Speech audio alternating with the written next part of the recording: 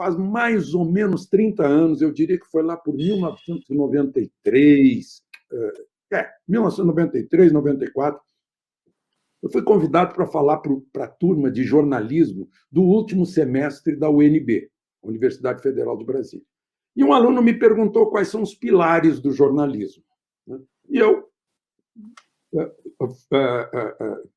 botando para fora aquilo que aprendi no Jornal do Brasil, do Alberto Dines, lá nos anos 70, eu disse: veracidade, clareza, objetividade, simplicidade, isenção e neutralidade. Quando eu disse isenção e neutralidade, o professor coordenador do jornalismo deu um salto da cadeira, furioso.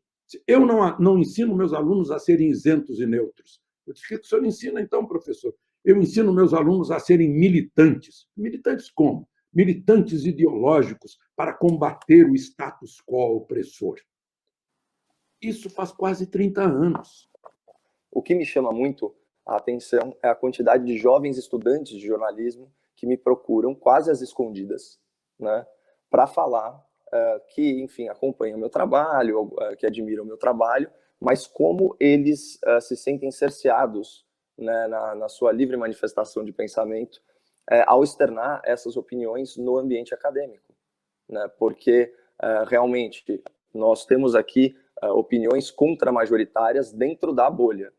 Muitas vezes a gente dá voz a uma maioria silenciosa na sociedade, mas dentro dessa bolha progressista, formada nesse ambiente que o Alexandre tão bem descreveu para a gente, nós somos ainda uma minoria extremamente incômoda. Não é a primeira vez que eu comparo a mídia digital com a ágora grega, né? O lugar onde as pessoas se reúnem para trocar ideias, né?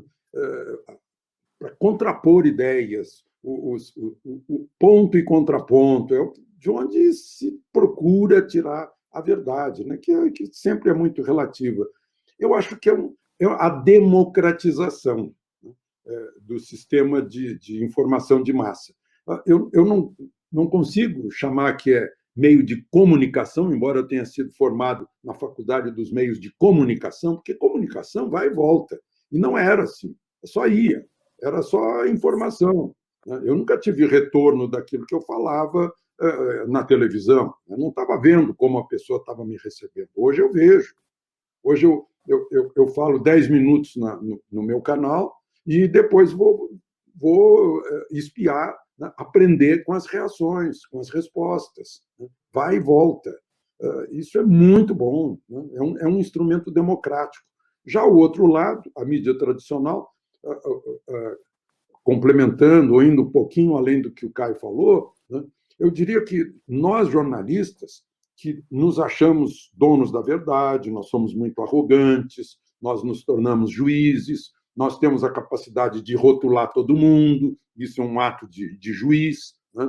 Nós nos metemos na redoma da redação e das nossas relações, dentro de uma torre de marfim. Estamos num apartheid, né? Nós nos apartamos do povo. As redes sociais, por mais duras que elas sejam, né, em termos de linguagem, elas oferecem um freio e contrapeso à nossa própria vaidade.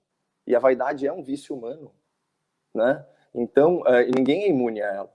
Né? Aquela história, né? Tem alguns profissionais que acham que são Deus. O jornalista tem certeza, o jornalista médio.